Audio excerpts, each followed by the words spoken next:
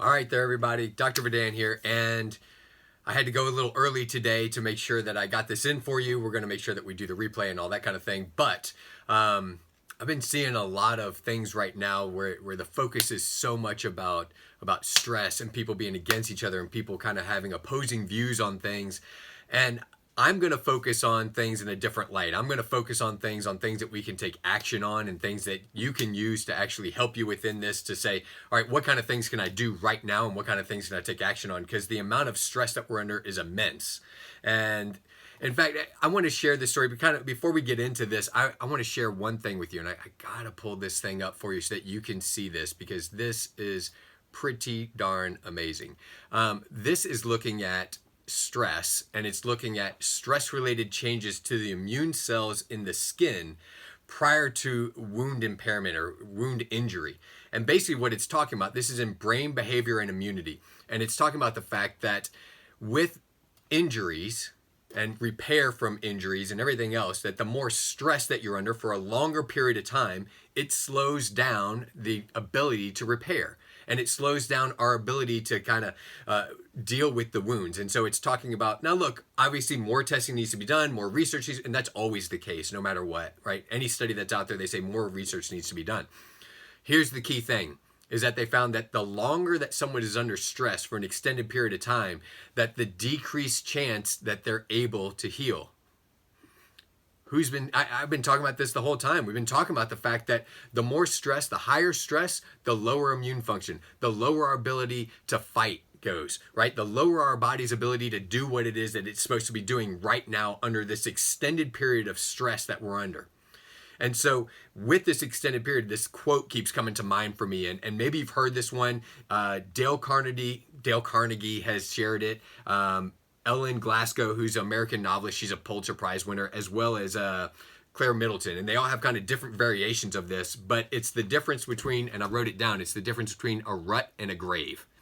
And the difference between the rut and a grave is that the ends are knocked out. Or the difference between a rut and a grave are the dimensions. Or the difference between a rut and a grave is about 5 feet. And so when I say that because a lot of people, when I'm talking to them, they just feel like they're stuck in a rut and they're just dealing with so much stress and they're dealing with everything and just the focus isn't where the places that they want it to be. So they're just feeling stuck.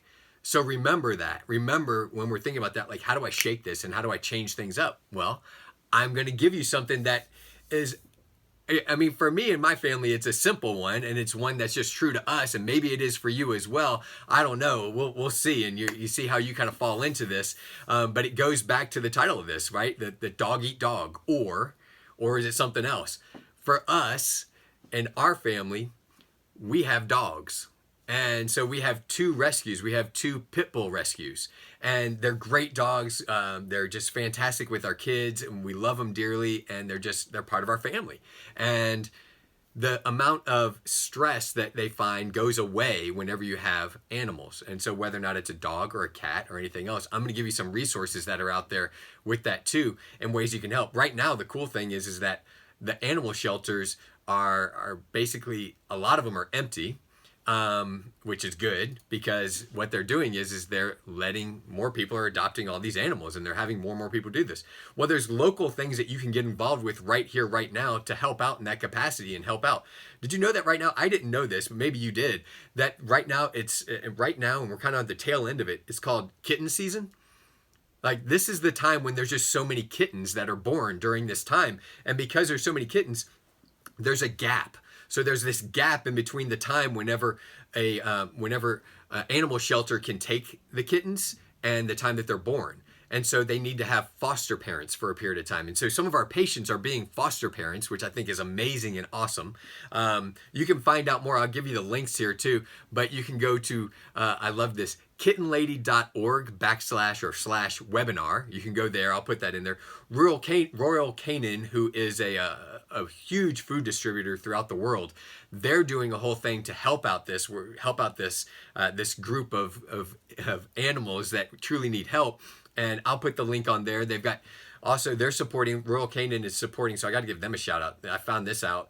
They're supporting 24/7 vet chat where it's free. And so they're basically saying, hey, look, if you're adopting, you're helping, you're doing all these things, we're going to give you resources to be able to help these animals that you're adopting. I can't stress enough how much it is, as long as it fits for your ethos, right? For your philosophy, your thought process with your family and what you want to do. Like adopting or fostering a dog or a cat or an animal to have in your home is just kind of one of those things where it changes things, it changes the environment in a positive way, and it's just a good thing. So I wanted to give shout outs to people that are doing that, and as well as we've seen a lot of families doing the same thing where they're adopting. We would have adopted more into our family, but we've already got two huge, 90 and 70 pound dogs in our house. So we've got enough going on. But also like you can go on to Eukanuba. Like Eukanuba has stuff too that's talking about ideas on staying active with your pet. So I had to do something here too. Another one of our patients is supporting this. It's this Dogs for Our Brave. So you can see that right there. It's Dogs for Our Brave. And what they're doing is it's a virtual dog walk. You can see it right there, and you can see all the information. It's this weekend, and you can just be part of it. You can support. And so what it is that a lot of these dogs, they're going to vets. And so these dogs are going to vets to be able to help them with the stress that they've been under and the stress that they've been dealing with. And if you can see how it helps vets and the amount of stress of them, like the stories that I'm hearing about how these dogs, how they'll notice whenever their owner, their vet, is going into a stressful state, and they'll notice that, okay, it looks like he or she is about to have this kind of thing where they're about to have a seizure, or they're about to have a breakdown, or they're about to have this kind of emotional thing that happens to them, which because of all the stress that they've been under for such a period of time, that these dogs are coming to be by their side and take care of them and help them, right? And be kind of like as that security blanket for them and help them through that process. Well, if it can help vets that are under a huge amount of stress, what can it do for you too? What can it do for your family? What can it do for your kids? What can it do for each of our families and everybody that's out there? Look, these are things that are like little things that we can make changes in and little action steps we can take that I wanted to share with you.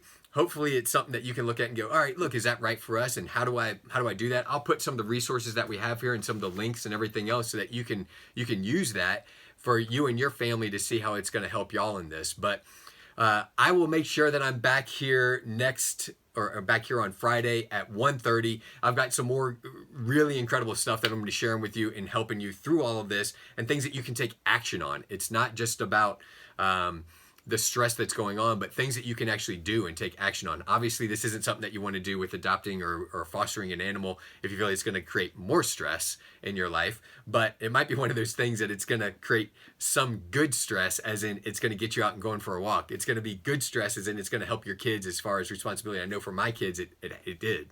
It's helping them with that. We've always had dogs in our family, so for them, it was a great thing. But these are just things to kind of look at and consider, and I wanted to give you some other options that maybe you hadn't thought about, or ones that maybe you might want to look at and go, okay, I need to look further into this to see if it's right for me and my family. Again, I'm Dr. Vidan. Thank you for all the comments, questions, all those kind of things. Anything that you have, please let us know, and we are here to help you however we can. Talk soon.